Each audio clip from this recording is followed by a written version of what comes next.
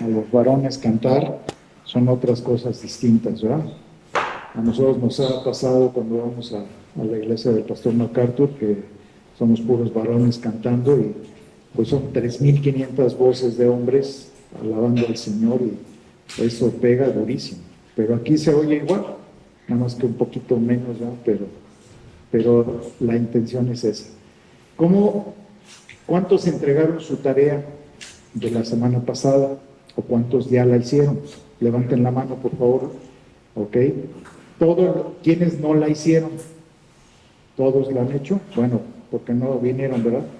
Se les va a entregar su hoja para que ustedes la puedan hacer. Pero, ¿qué vieron en el momento en que la hicieron? Si la hicieron bien, ¿qué vieron? ¿Qué encontraron? El cuestionario.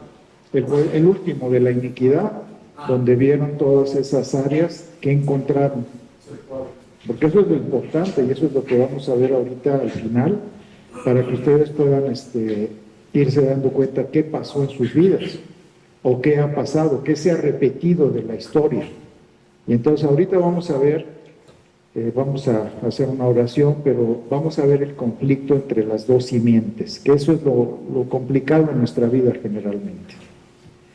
Señor, te damos muchas gracias por la oportunidad que tenemos de estar aquí con los varones, de poder pues tener este encuentro con nosotros mismos, que tú nos confrontas día con día en cada una de las esclavitudes en las que pudimos vivir anteriormente. Sabemos que no es sencillo, que no es fácil el tener que confrontarnos, el tener que tener esa situación en nuestra vida en donde tenemos que revisar todas las áreas de dolor, todas las áreas ocultas que estaban para nosotros o las que queríamos ocultar, y que hoy queremos ser confrontados por ti, examinados, que tú examines nuestro pensamiento, nuestro corazón, y que realmente salga a la luz todo aquello que nos estorbe para tener una relación plena contigo. Disponemos este tiempo en tus manos, pidiéndote que tu Espíritu Santo sea quien nos lleve a darnos cuenta de cada área que esté oculta, de cada área que aún no haya sido mostrada claramente. Quita de nosotros toda la parte que el enemigo quiere ocultarnos y ayúdanos a vernos como realmente tú nos ves. Te agradecemos y te bendecimos por esto, en el nombre de Cristo. Amén. A veces es difícil vernos, nosotros podemos ver una perspectiva de nosotros, de decir, bueno, yo así me veo, así soy. Pero cuando le preguntamos a alguien que realmente nos conoce o que nos quiere, y le decimos, ¿cómo me ves tú a mí? Realmente, ¿cómo me ubicas? ¿Me ves enojón? ¿Me ves como con cara de deprimido?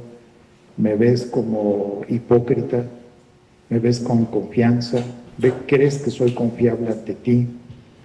A veces es bueno que entre nosotros podamos abrirnos y preguntarle a un amigo, a un compañero, a un hermano en Cristo, ¿cómo me ves? Y eso nos va a confrontar, porque a veces creemos nosotros o con nuestra misma familia. Yo hice este ejercicio hace algún tiempo y le pregunté a mi esposa, ¿cómo me ves tú? Y les pregunté a algunos de mis hijos también, ¿cómo me ven? Y fue sorpresivo para mí, porque lo que yo creía que yo me veía no era cierto. Ellos me ven de otra manera diferente. Entonces, a veces es fuerte, es confrontarte, es decir, oye, yo creía que me veían así, muy bonito, que me veían muy lindo, y ya cuando me dijeron la verdad, pues no fue agradable.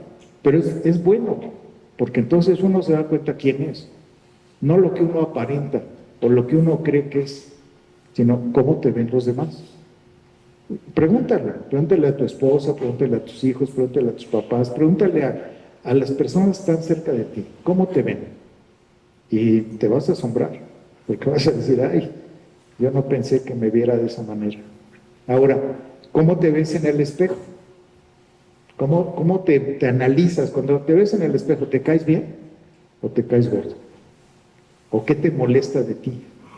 Bueno, eso es lo que Dios quiere ver en nosotros, que dejemos de vivir una vida de falsedad, de mentira, de engaño. Entonces vamos a ver este conflicto entre las dos simientes.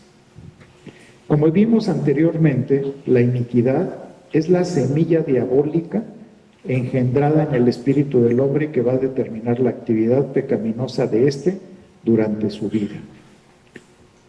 La Biblia nos habla de dos simientes que entraron en continuo conflicto desde el principio. Génesis 3:15, y pondré enemistad entre ti y la mujer, y entre tu simiente y la simiente suya. Esta te herirá en la cabeza, y tú le herirás en el calcañar. Estas simientes se pueden considerar como dos naturalezas, una demoníaca y caída, y la otra divina, que es Jesús. Todos los que vivimos en muerte espiritual durante toda nuestra existencia, pues tenemos la naturaleza caída. Esta naturaleza caída, en el momento que somos rescatados por Dios, que somos llamados por Él, pues deja de existir, pero existe el recuerdo de esa vieja naturaleza. No es que esté en nosotros, pero sí existe el recuerdo.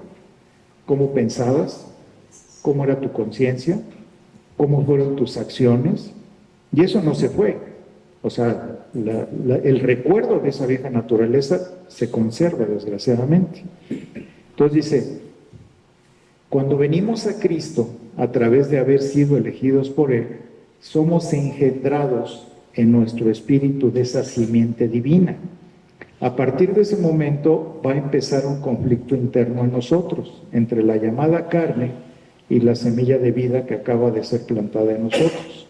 La carne va a querer prevalecer y va a ser alimentada a través de la iniquidad. Y la vida de Cristo va a luchar contra ella, destruyéndola y llevándonos a vivir por el Espíritu, que esa es la intención de que tenemos que estar remarcando continuamente, de vivir por el Espíritu. Ahora, tenemos que ver qué es la carne. Esto no lo tienen ustedes ahí, es simplemente para que ustedes sepan cuáles son las connotaciones en griego. La palabra en griego es sarx, si la quieren apuntar, S-A-R-X, y esta tiene varios significados. En el griego hay muchos sinónimos, no es una sola parte. Entonces, lo primero que tenemos que analizar es cuál nos está hablando la palabra de Dios, en qué pasaje bíblico nos está hablando de la carne. En algunos pasajes dice que es la sustancia del cuerpo, tanto si es de bestias como de hombres. También nos habla de que es el cuerpo humano. Tercero, de la humanidad santa del Señor Jesús en la totalidad de todo lo que es esencial al ser humano, o sea, espíritu, alma y cuerpo. De la persona completa, también nos dice que eso puede ser carne. También nos dice que es el elemento más débil de la naturaleza humana.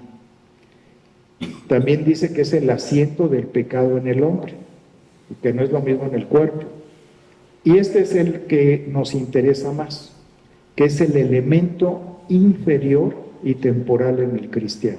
Eso es lo que dice Gálatas 3:3 y Gálatas 6:8. Entonces, para nosotros eso es la carne, la parte más inferior de nosotros. Lo que menos queremos tener, pero que desafortunadamente nos lleva a ser. Y ahora sí, esto lo tienen ahí en su escrito.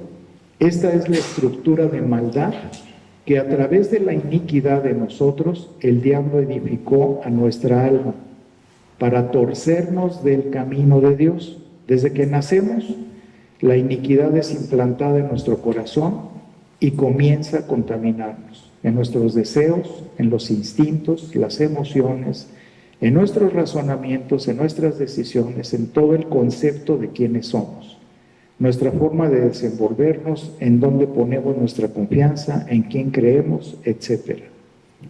La carne es entonces una estructura, es nuestra formación interna como criaturas caídas, donde toda la herencia espiritual de iniquidad va a ser vertida en nosotros, para que se cumplan los designios del diablo, que fue nuestro padre, y no los de Dios. Para desviarnos de la justicia divina, usa nuestra carne para evitar que glorifiquemos a Dios con nuestra vida.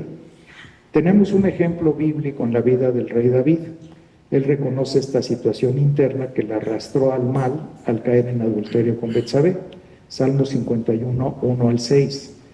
Ten piedad de mí, oh Dios, conforme a tu misericordia, conforme a la multitud de tus piedades, borra mis rebeliones. Lávame más y más de mi maldad y límpiame de mi pecado, porque yo reconozco mis rebeliones y mi pecado está siempre delante de ti. Contra ti solo he pecado y he hecho lo malo delante de tus ojos, para que seas reconocido justo en tu palabra y tenido por puro en tu juicio. He aquí en maldad he sido formado y en pecado me concibió mi madre. He aquí, tú amas la verdad en lo íntimo y en lo secreto me has hecho comprender sabiduría. Y esto es lo más importante, que en lo secreto Dios nos haga comprender sabiduría. David pudo entender que la razón de su forma pecaminosa de actuar era mucho más profunda que el simple pecado cometido. Aquí vemos cómo la iniquidad es implantada desde el nacimiento y si no es purgada de nuestro ser, que es lo que queremos lograr, va a alimentar continuamente la vida de la carne, enemistándonos así con Dios e invadiéndonos de concupiscencia. Yo siempre he pensado, si yo ya soy una nueva criatura, si nací de nuevo, ¿por qué continúo haciendo lo que no quiero? Yo creo que todos, en un momento determinado, hacemos lo que no queremos hacer. Vamos en contra de lo que Dios quiere. Y decimos, bueno, ¿por qué estoy haciendo esto? Como lo hizo el apóstol Pablo. ¿Por qué continúo haciendo lo que no quiero hacer? Y ahí es donde nos tenemos que dar cuenta que ahí está esa parte de la iniquidad que nos está dañando. Y si no la descubrimos en nuestra vida, va a continuar todo el tiempo, aunque seamos los mejores cristianos, va a continuar ahí. Las dos simientes estarán en continuo conflicto hasta que alguna de las dos muera. La consecuencia de que la iniquidad no sea por completo desarraigada va a traer mucho más conflicto que una lucha interna. La iniquidad se manifiesta en la vida de la carne, formando deseos que impiden el desarrollo de la vida espiritual efectiva. Es una fuerza que nos lleva a permanecer en los terrenos de la mente y de nuestro corazón, dependiendo más de nuestra forma de pensar y nuestros deseos que de Dios. La carne es evidencia manifestada de la iniquidad, entre otras cosas. El apóstol Pablo nos muestra claramente la iniquidad en las obras de la carne. Gálatas 5, 19 al 21. Si todos ya estuviéramos libres de todo, ya no existirían las obras de la carne en nuestra vida. No tendría el apóstol Pablo por qué estar advirtiéndonos que podemos caer en estas obras. Si todos ya fuéramos perfectos, santos y divinos como creemos, no nos pasaría esto.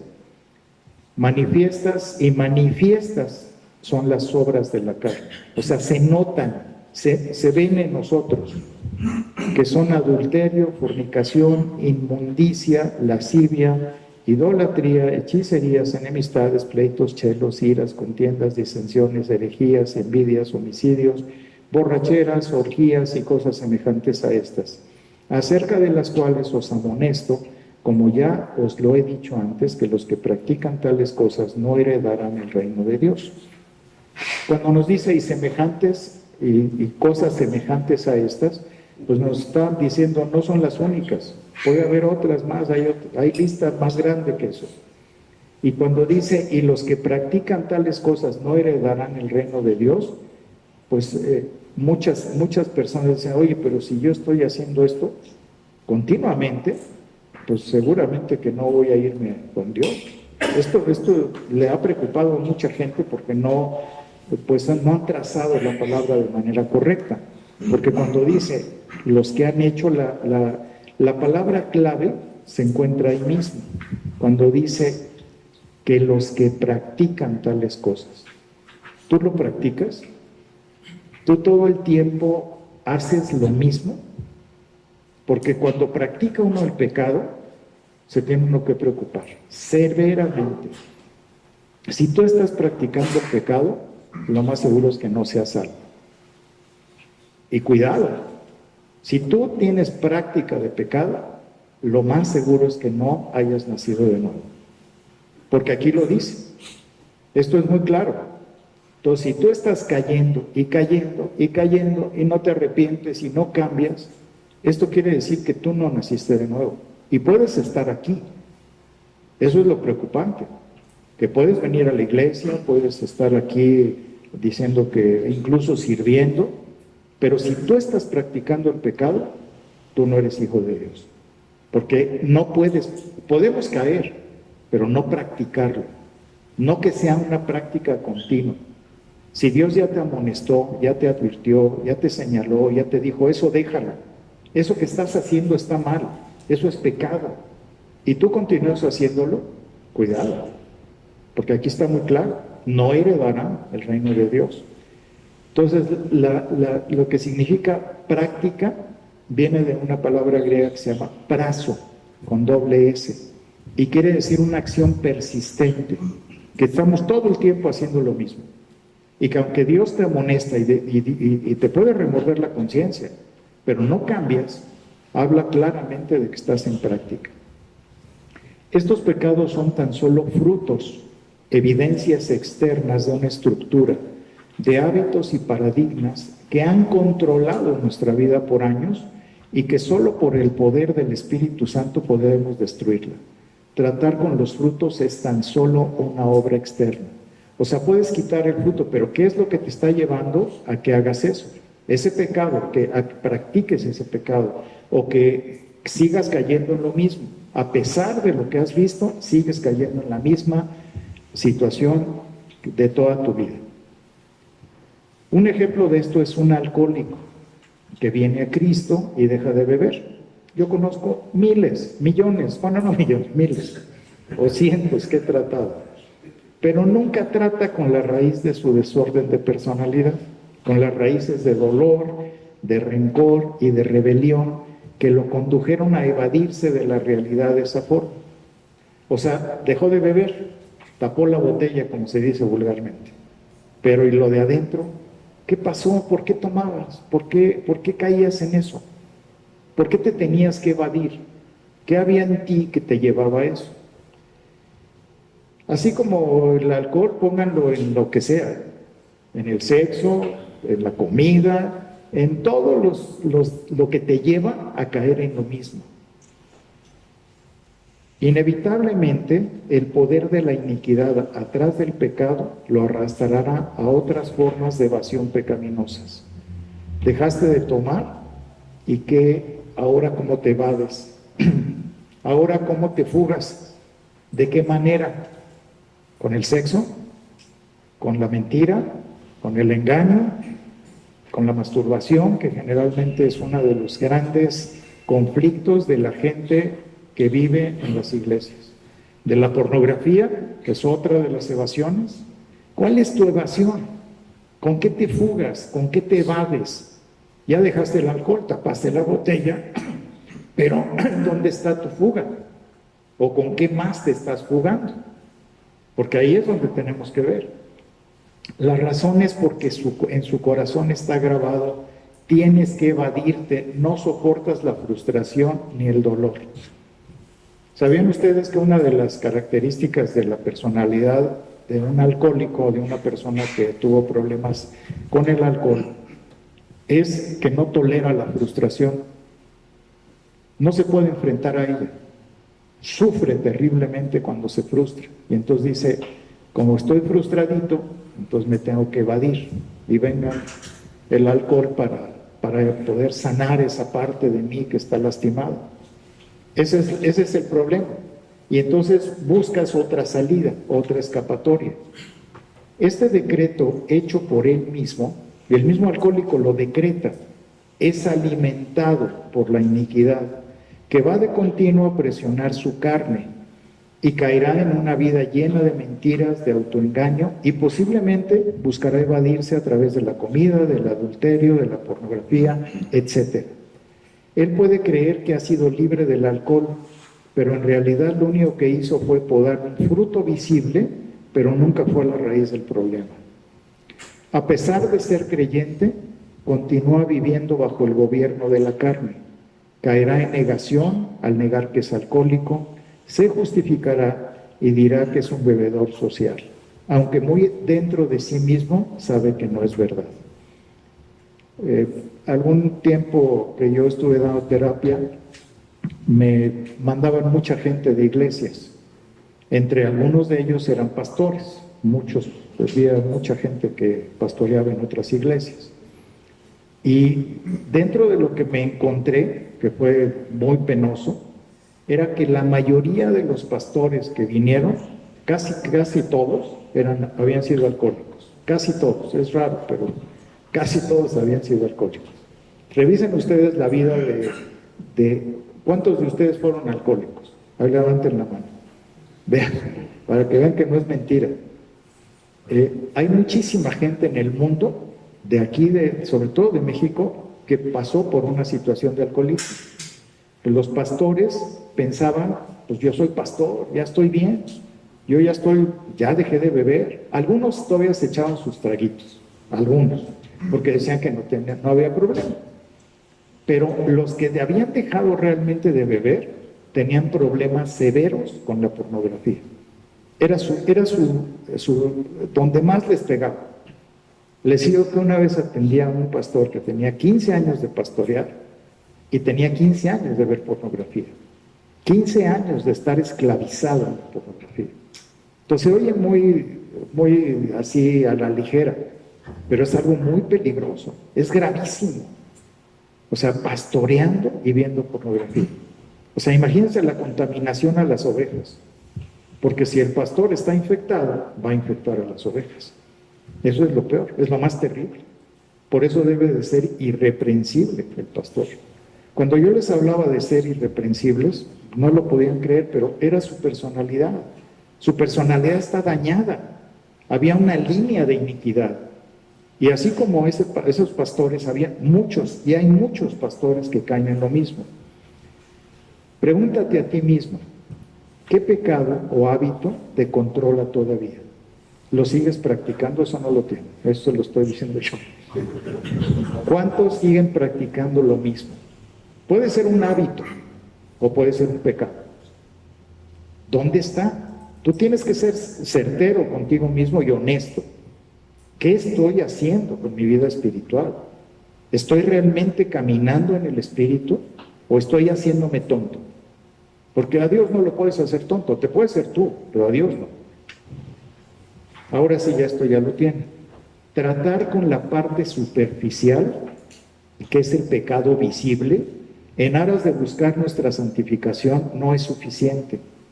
Por eso hay tanta frustración, condenación e hipocresía en las iglesias.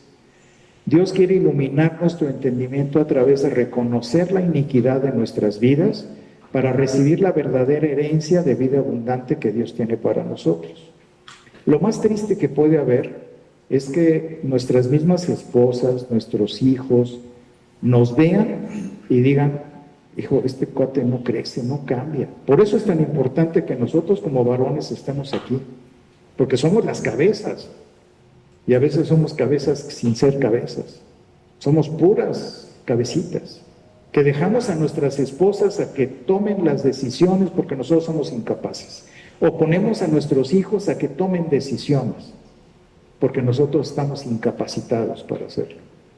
Es grave. Entonces, aquí tenemos que ser ya totalmente rígidos con nosotros mismos y decir, ¿cómo estoy en mi vida espiritual? Y tenemos que hacer una revisión exhaustiva y sincera. Muchos creyentes se justifican diciendo, la palabra es suficiente. Pues lo que quieren es no trabajar en sí mismos. La palabra de Dios, claro que es suficiente, pero el que no eres suficiente eres tú. Existen límites. La suficiencia de las Escrituras no insiste en que la Biblia contiene conocimiento sobre cada campo de conocimiento. No puede entender temas como la mecánica, jugar tenis, una cirugía de corazón o para obturar una caries, ¿verdad? Ahí no vas a decir es suficiente la palabra. Es tonto decir eso. Es absurdo. Ahora, ¿es suficiente la palabra? Entonces, ¿cómo estás en tu vida? Tú sé honesto contigo mismo. ¿Cómo estás en tu vida? ¿Cómo te ven los demás? ¿Ha sido suficiente la palabra? Por eso hay que entrar de lleno a la parte interna, que es lo que Dios quiere, y para eso es suficiente la palabra, para romper las estructuras dañadas en ti. Dice, la suficiencia de las Escrituras significa que las Escrituras nos ayudan para aplicar la sabiduría de la mecánica al jugar tenis, al tener fe para la cirugía y para confiar en el dentista de una manera agradable a Dios. Eso, para eso sí la palabra es suficiente, porque nos va a dar fe, nos va a dar tranquilidad, nos va a dar paz, nos va a dar gozo. Pero no quieras meter a la palabra para justificarte, para no trabajar en ti, porque eso es legalismo. La suficiencia de las Escrituras significa que no debemos ir más allá de la enseñanza bíblica. Por ejemplo, es correcto decir que a los padres se les ordena criar a sus hijos en los caminos de Cristo, Efesios 6:4. Sin embargo, es una negación funcional de la suficiencia de las Escrituras el decir, los padres están en pecado si no dan educación escolar a sus hijos en casa. Ese es legalismo, es entrar específicamente a volverte religioso. Hacer una cuestión de conciencia o preferencia un deber es violar la suficiencia de las Escrituras. Al exigir algo que la Biblia no hace, eso es legalismo y eso conduce a la apatía, a no querer ver dentro de nosotros mismos, justificándonos con la suficiencia de las Escrituras y poniéndolas como pretexto. Es bien cómodo, por eso hay tantos y tantos cristianos que se quedan atorados porque ponen como pretexto y utilizan la suficiencia de las Escrituras como pretexto. Es gravísimo eso. La carne muchas veces se disfraza de espiritualidad, trayendo hacia sí terribles espíritus de religiosidad. La religión subyuga la carne, la doblega, tratando con hábitos externos, dándole apariencia de piedad, pero negando la eficacia de la misma. La religión no puede, por medio de sus normas y legalismos, tratar con la parte interna del ser, donde radica la iniquidad. Esto solo puede ser hecho por medio del Espíritu Santo, adecuando nuestro espíritu al Espíritu de Dios. Al hombre religioso le agrada hacer cosas aparentemente piadosas, pero lo que es del Espíritu no tiene que ver con el hacer, sino con el ser.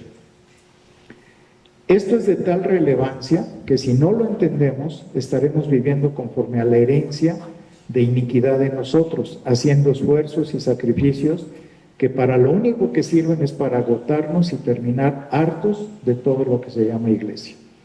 Es parte de los planes del diablo invadir de religiosidad para gobernar a través de la iniquidad y matar la vida del espíritu.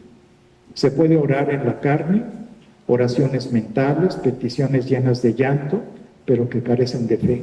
¿Y de qué te sirve? Es pura apariencia de piedad, pero no hay una verdadera entrega hacia Dios a través de esa oración. Se puede leer la Biblia en la carne también, consiguiendo tan solo ataduras de la letra.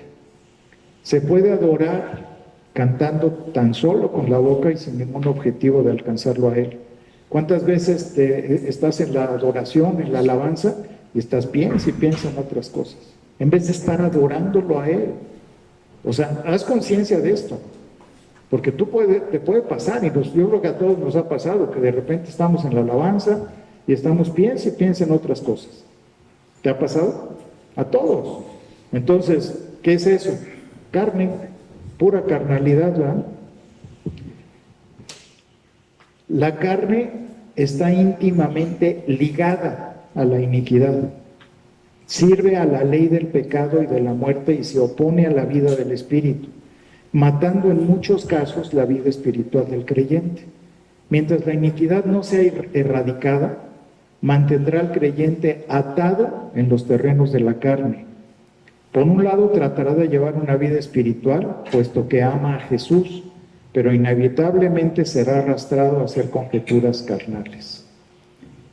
Por lo general, en sus decisiones será inducido a hacer lo que su mente o sus emociones le indiquen. Su opinión en asuntos espirituales será muchas veces contaminada por pensamientos religiosos. Tendrá un crecimiento lento, manifestará negativismo y su fe unos días será alta y otras baja y en ocasiones nula. ¿Por qué creen que la gente religiosa, los que tienen una religión tradicional, creen que tienen la razón? Piensan que están bien y viven practicando el pecado. ¿Pero por qué creen que viven de esa manera? Pues porque la iniquidad está dentro de ellos, haciéndoles creer, sus pensamientos les hacen creer que ellos también, que ellos están en lo correcto y que nosotros estamos locos. Entonces, ahí es donde tenemos que darnos cuenta que a nosotros como creyentes también nos puede pasar lo mismo. La iniquidad siempre trae consigo sentimientos de culpa y se esforzará por tratar de quitarle la paz al creyente.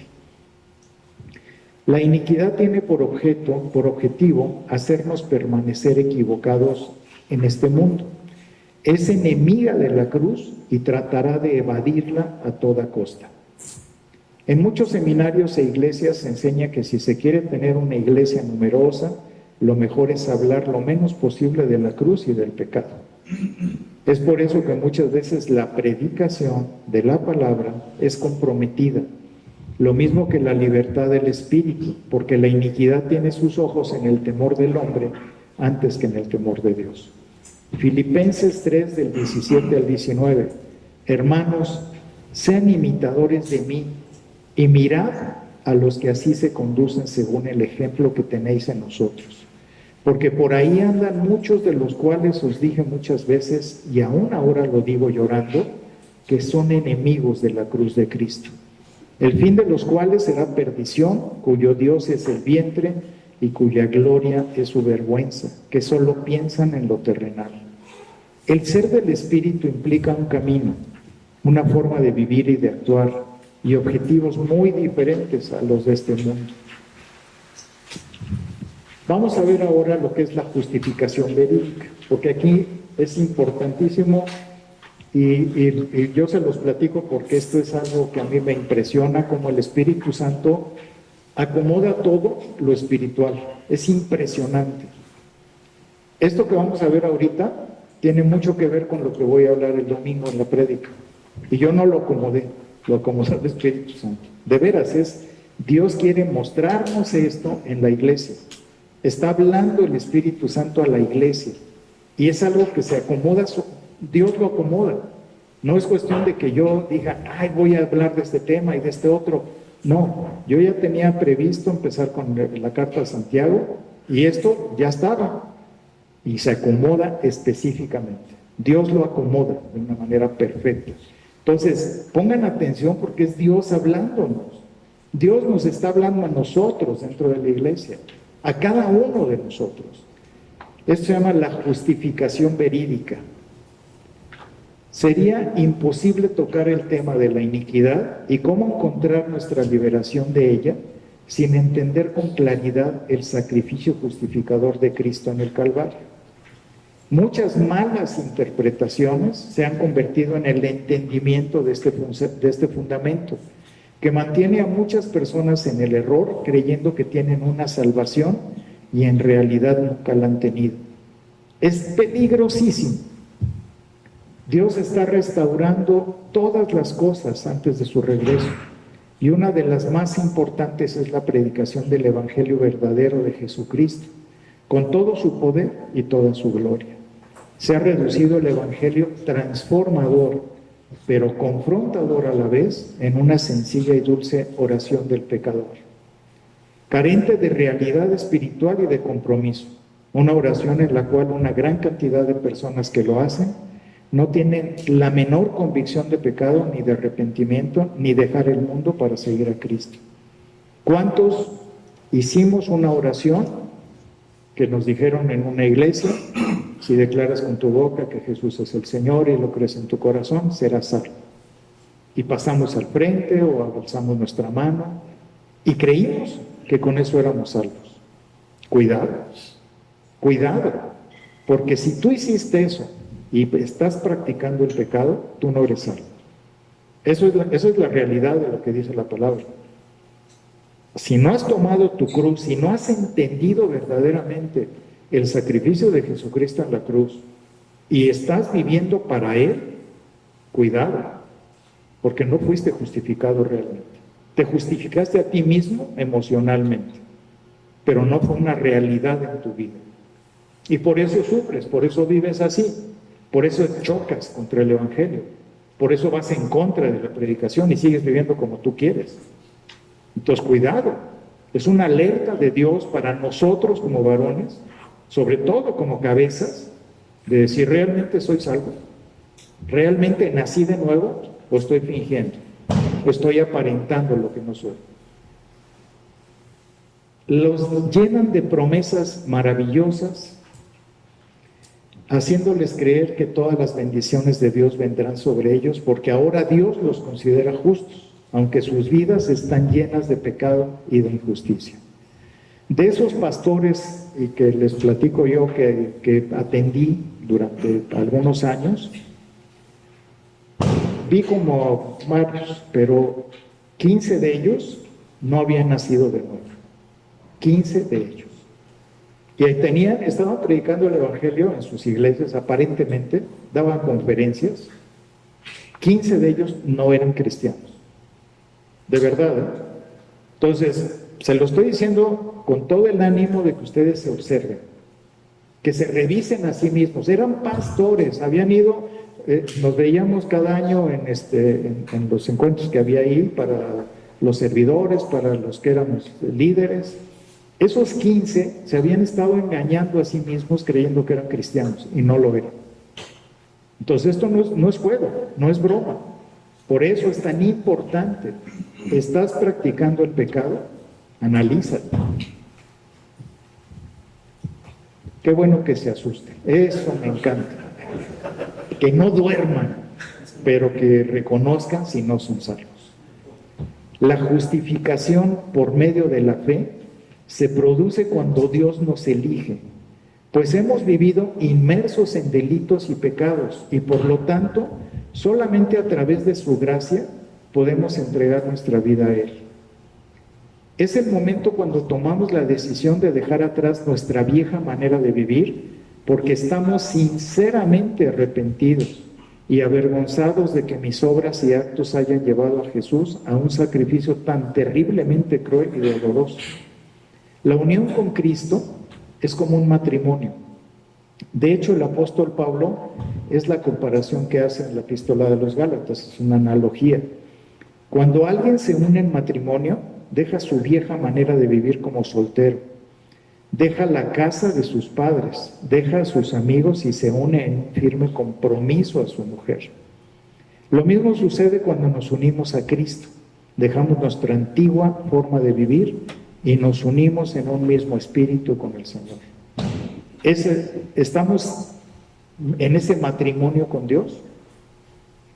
¿Qué haces cuando realmente tú estás unido a tu esposa? Pues quieres amarla, cuidarla, protegerla, respetarla, porque yo creo que todos los varones debemos de considerar, si no está tu esposa, y tú vas en la calle solo, ¿la respetas al no ver a otras mujeres? ¿Le das ese respeto sinceramente o tu mirada se va hacia otros lados? Eso es lo que tenemos que considerar. Eso es practicar el pecado. No sé si te has dado cuenta. O volteas la mirada por respeto primeramente a Dios y luego a tu esposa. A ver, ¿cómo estamos? ¿Cómo te estás viendo? ¿Cómo te ve Dios? Porque cómo te ves tú, muy lindo, pero ¿cómo te ve Dios? Entonces, ¿realmente estás teniendo ese respeto hacia Dios en cualquier área de pecado? Porque eso es caminar en el Espíritu. Cuando tú caminas en el Espíritu es un respeto absoluto por las cosas de Dios. Todo el día, todo el tiempo, en todo momento. No es un ratito, es todo el tiempo.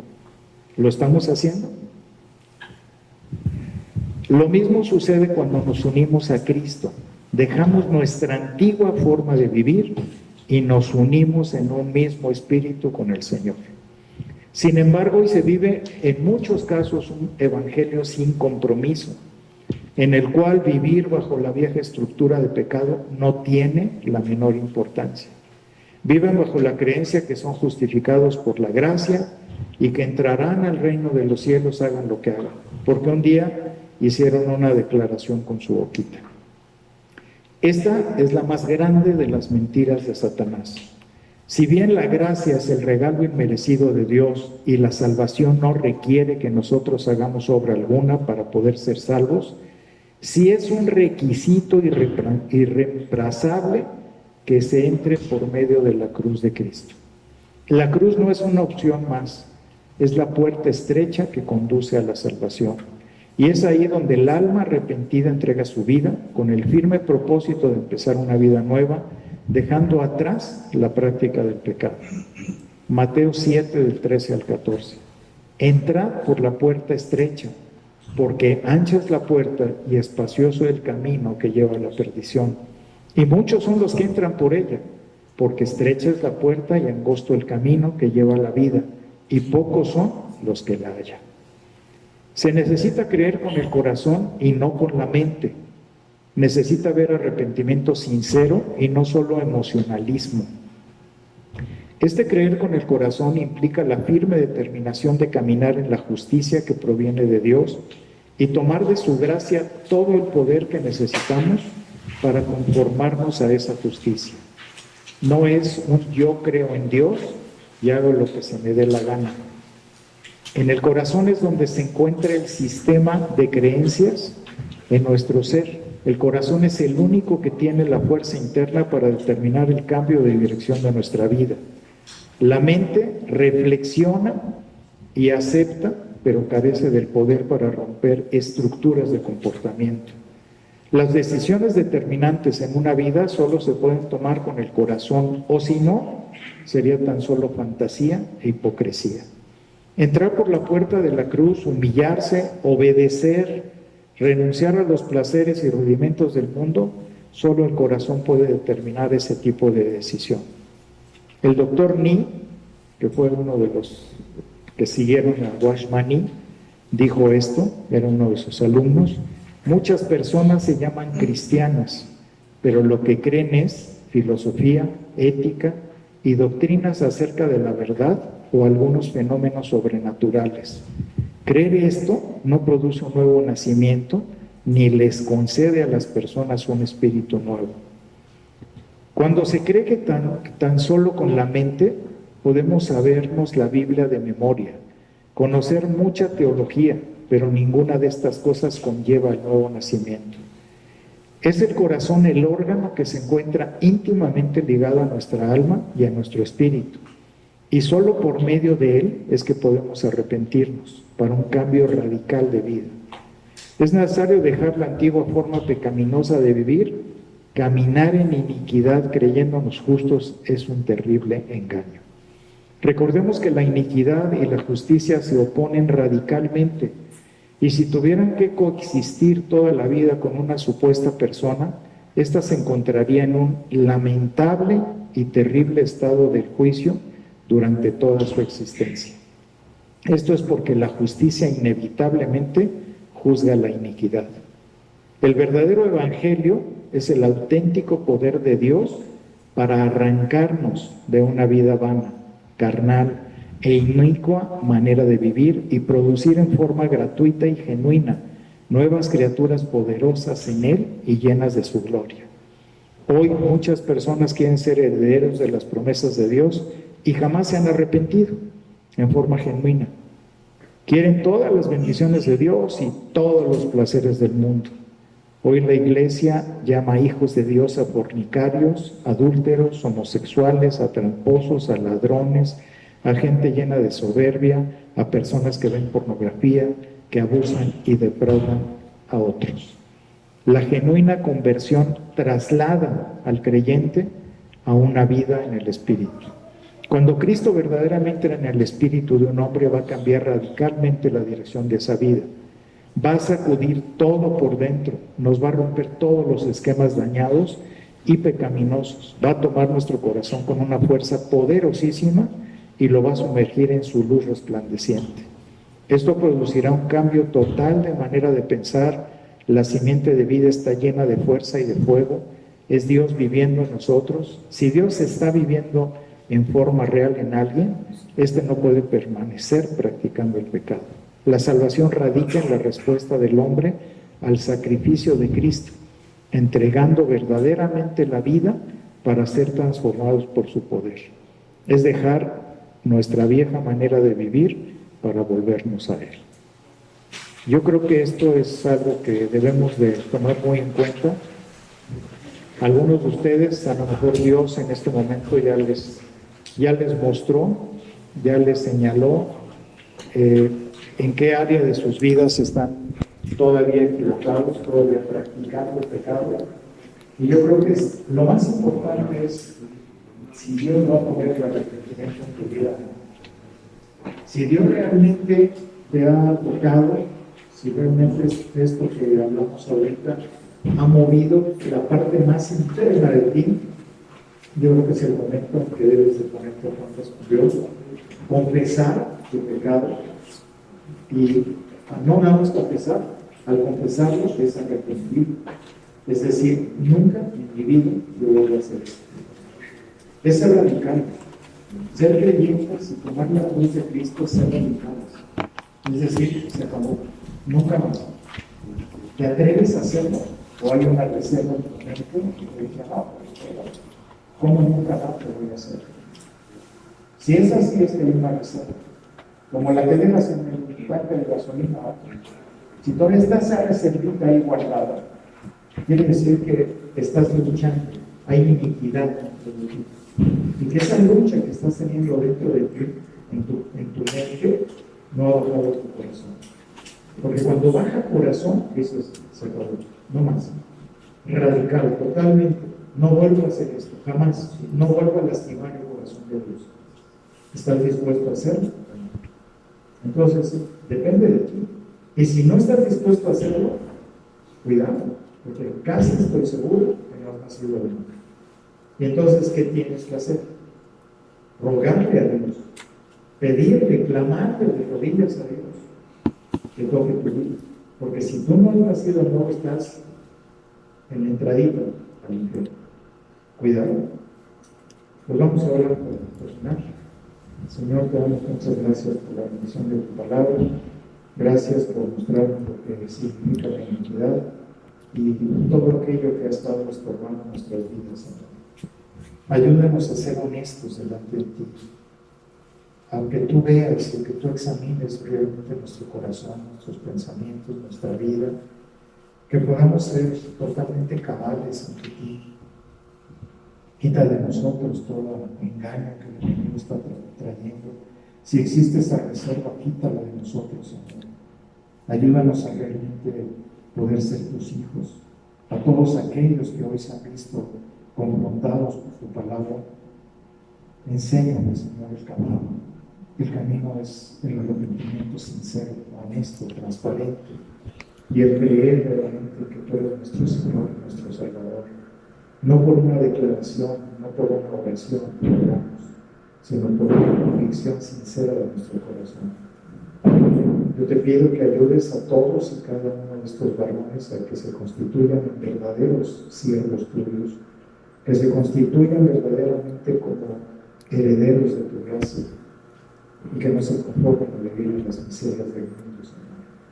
Ayúdanos a vivir realmente caminando en tu espíritu, sin hipocresías, sin falsedades, sin ser cristianos mediocres, que se conformen realmente a seguir participando de las cosas del mundo, a vivir en la mundanalidad, diciendo que son creyentes, diciendo que son hijos tuyos.